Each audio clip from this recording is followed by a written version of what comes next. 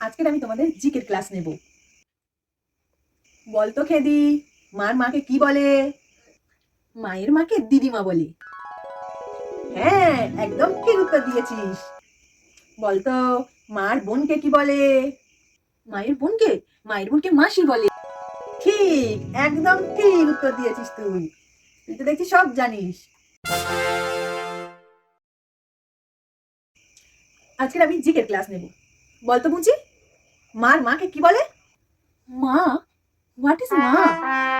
আমার তো মা নেই।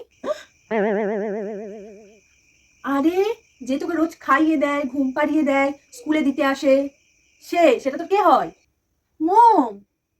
ও, মমকে মা বলে? হুম, আমি তো মম বলি। তো ফ্যামিলির লোকজনদেরকে তুই কি বলিস? মম, ড্যাড, গ্র্যানি, ব্রো, সিস, এইসবই বলি। বাবা, এবার তো দেখছি জিকে বইটাকেই বদলে ফেলতে হবে।